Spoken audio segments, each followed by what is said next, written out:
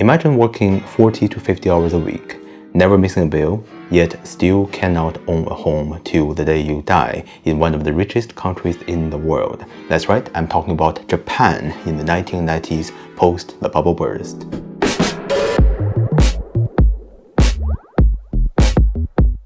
By unemployment rate, rent-to-income ratio, housing price-to-income ratio, and disposable income-to-income ratio. Today's American is basically where the Japanese was after its worst economic disaster since World War II. But even then, the Japanese still had better healthcare than today's Americans. So take what I'm about to say in this entire video with a handful of salt. You're gonna need it. After the Second World War, after America nuked Japan, it was also America who helped rebuild Japan from ground black. Ground black referring to the fire bombings in Tokyo by the Americans, when the ground was literally black. America helped Japan to rebuild to balance the geopolitics in Asia, particularly to counter the Soviets and China. Then came the Korean War. The US needed cheap goods and supplies fast, and Japan was right there to make them. But Japan wasn't satisfied with only making cheap goods. They also started producing affordable, durable cars and electronics. And they didn't stop making all the other cheap goods they had been producing before, so of course that pissed off Washington. The American people, on the other hand, were quite happy about the cheap Toyotas that never breaks. But there was a significant trade deficit.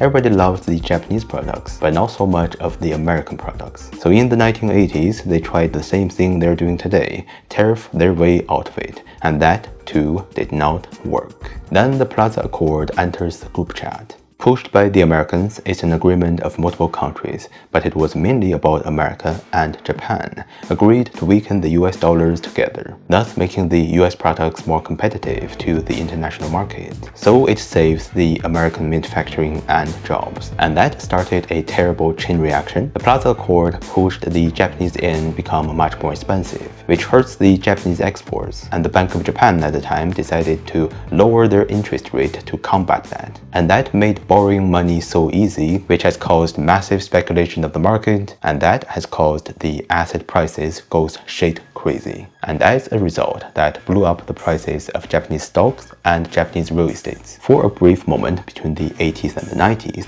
the Japanese, every single one of them, were very, very rich. If you watch any old Hollywood movies from that era, the rich Asians were always Japanese. Every single individual and every single company, whatever their business was, just borrowed. Bought houses, cars, skyscrapers in New York City, then partied day and night. The problem was, after a short burst of crazy economic wonders, people started to find it impossible to keep up with the housing prices. For instance, 1 square meter of land in Ginza, Tokyo, at the time was worth about $220,000 US dollars. There's no way in hell young people could afford that. And at the same time, the Bank of Japan began raising interest rates because you can't have a country built entirely on overpriced houses and stock markets that nobody can actually afford.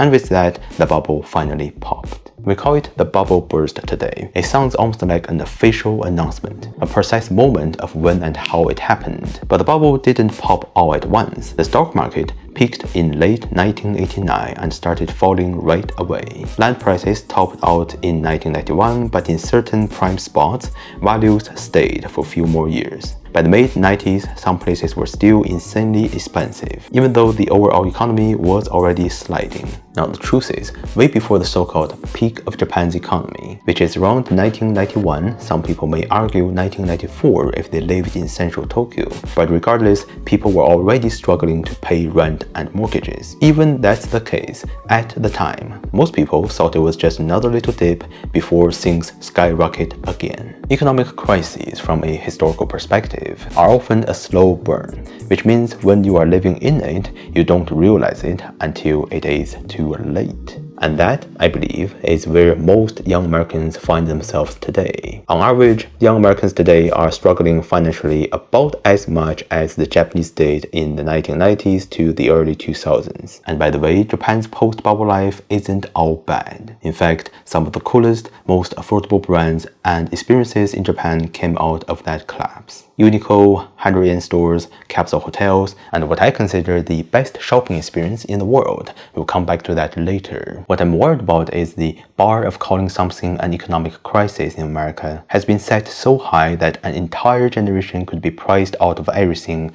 and quietly dumped into the garbage of history, just like Japan's lost generation. The lost generation of Japan refers to the young people who had to face the so-called employment ice age after the bubble burst. Wikipedia defines this ice age between 1994 and 2004, but as you can see in this data, the trend really started in 1992. At the time, people thought it was just a temporary recession, but as the situation becomes sticky, companies began cutting costs, and that made finding good jobs impossible for most young people who are finding any stable jobs at all. This is the generation of Japan that made Japan's famous suicide forest stay famous. They are the generation that owns nothing, no savings, no family, no home ownership, and no respect. Because of course, everything is young people's fault. You just don't want to work. You just don't work hard enough. But I'm sorry, if you only want to work 4 hours, it's going to be harder for you to get a house. Oh, and don't mention 4 days. No, but Let me just say that I don't think the human goal was ever to work 80 hours a week. Ever. If you visit Japan today and order Uber Eats, which is very popular in Japan, there's a very good chance that your food will be delivered by a man in his 50s with a fancy degree from a prestigious university. And every time I see someone like that, I see American Gen Z in 20 years. Now, one of few very good news is, when big system or big companies fall, small companies and small businesses rise. Japan today is so fucking cool. You can find anything you want in some weird little store at pretty much any price you can afford. And a lot of these small businesses were born in the 1990s to the early 2000s. Think Daiso, which turned the 100-yen shop into a nationwide empire. Don Quixote, the chaotic neon lit 24/7 discount store where you can buy luxury watches and instant noodles in the same aisle. Uniqlo, my favorite brand, cheap and durable, who is not sponsoring this video sadly. There's this Pokemon club that I'm trying to get my hands on, but just can't because they're so popular. Many of these brands started when most people were still sitting around, waiting for the economy to bounce back. By the early 2000s, that's when most Japanese people finally realized the disaster they were in. And by then, of course, they had already missed the window of opportunities. The opportunities of invest or start a small business, focused on mid to low priced products and services. Because while everyone else was waiting for the good time to return, and the crash was a slow process with little rebounds to give people false hope, some people on the other side of the belief actually recognized the trend and committed to long-term thinking instead of short-term Wall Street thinking. And of course, there are also people who would like to wait and find another Bitcoin, hoping to 10,000x their money. If you are one of those people, then well, you have my best wishes. The core message of this video is,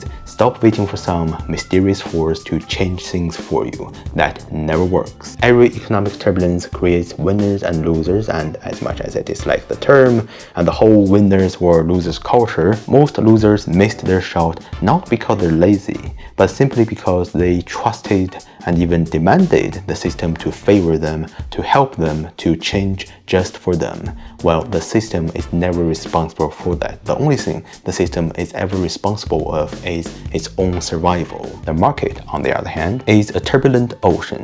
The ocean, or the tsunami at this point, is not responsible for your survival. It just happens. If you are a skilled fisherman, you can get some fish from it. If you are incredibly skilled and daring, you may even surf on these waves and have a really good time. In any case, even if you just want to pick up some seashells and sell them for pennies but have a comfortable life, you have to realize that you are at a beach. Otherwise, you're just the fish and the seashells for other people to feast on. So the situation is terrible, the crisis is real, but the opportunities are indeed there as well. I will be making more videos on these topics, whether you are particularly ambitious or just want to have a quiet and comfy life. I will do my service in just that. So please stay tuned.